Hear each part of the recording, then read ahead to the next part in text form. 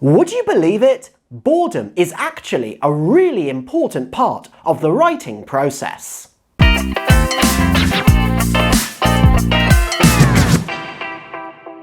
Hey guys, how are you doing today? It's Gilbert, your blogger, writing consultant, and the author to the fantasy novella, The Sultan's Daughter. And today, we are going to be discussing the light-hearted topic of why boredom is good for you and your narrative.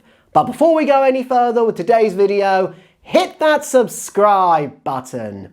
The word bored, boring, or any other of its conjugations has become so mundane that you would be forgiven if you didn't know that it only entered the English dictionary officially in 1852 with the publication of Charles Dickens's Bleak House, although as an emotional state it has obviously been with us since time immemorial. Seneca, the Roman philosopher, talks about boredom as a kind of nausea, while early Christian chroniclers referred to it as a sedia, or a sin akin to sloth. And Renaissance writers were seemingly no less obsessed with sin when they referred to it as the demon-induced sin of melancholia.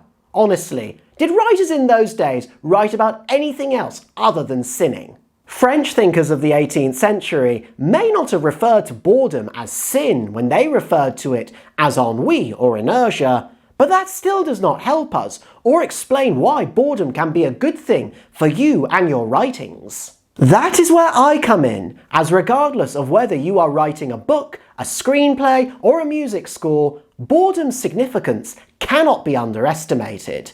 That's why today we are going to be discussing 4 reasons for why boredom is actually a good thing.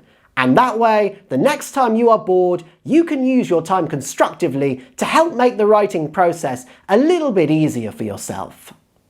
Reason 1. Boredom gives you time to think.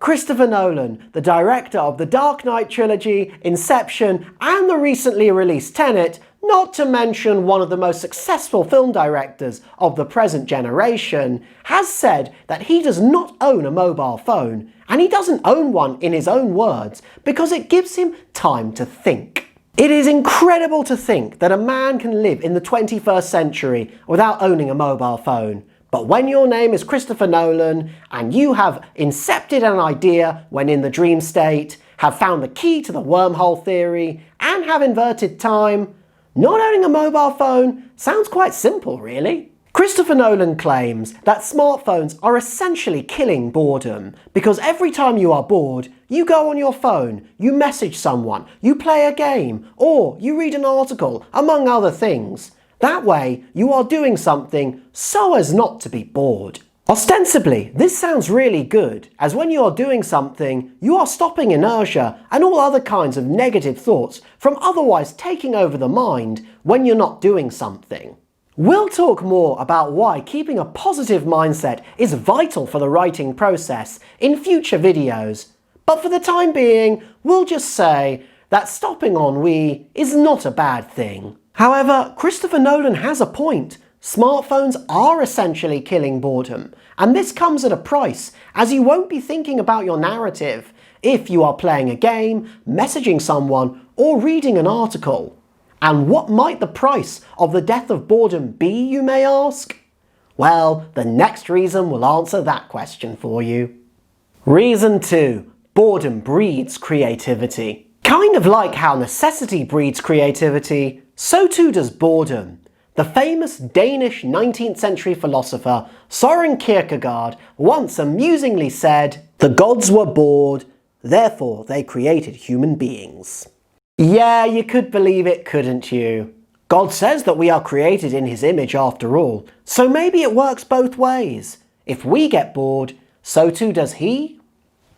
But regardless of the truth, or the blasphemy in Kierkegaard's saying, when one is bored, one is unsatisfied. And when one is unsatisfied, the mind occupies itself with thought, such as new perspectives on old notions, or creative solutions to problems.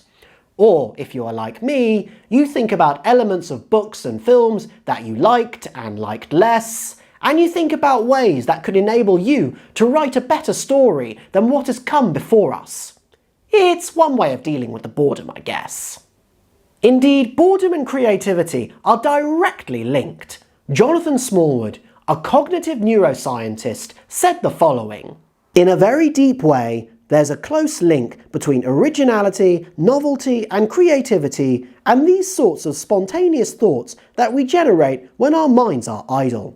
His wise words were backed up by a 2012 human experiment at the University of California, in which 145 undergraduate students were asked to come up with as many uses as possible for daily objects such as toothbrushes, bricks, and clothes hangers in 2 minutes. It's a standard test to measure creativity. After performing the task, the students were then divided into 4 groups. One group repeated the exercise again, right away, while the other 3 groups were given a 12-minute break before starting. The first group was allowed to rest, the second was given a hard memory task to complete, and the third was asked to work on a mundane task specifically engineered to encourage daydreaming. As it happens, those in the last group completely outperformed their counterparts. On average, they came up with 41% more possibilities than those in the other groups. This suggests that while they were bored doing their mundane task, they contemplated about the everyday items from their first exercise and came up with new ways on how to use them.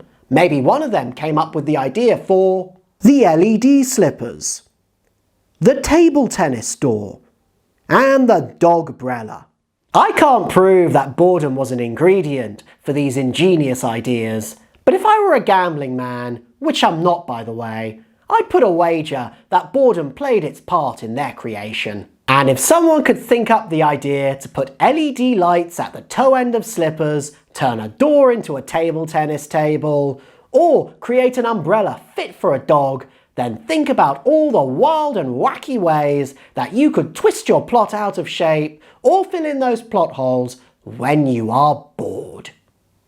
Reason 3. Boredom gives you the opportunity to learn from past failures. Yes, failure most of all. The greatest teacher failure is.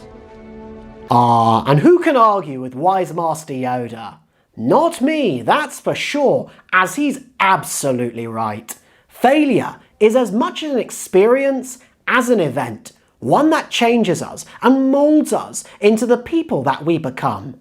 The same is true for writers with regards to their stories. In fact, I would go so far as to argue that writers will be incapable of succeeding where they previously failed if they do not give themselves the chance to learn from their previous mistakes. And the best time for introspection is when we are bored, as then we can assess our failures at our own pace and work out ways to put our stories right in our own time.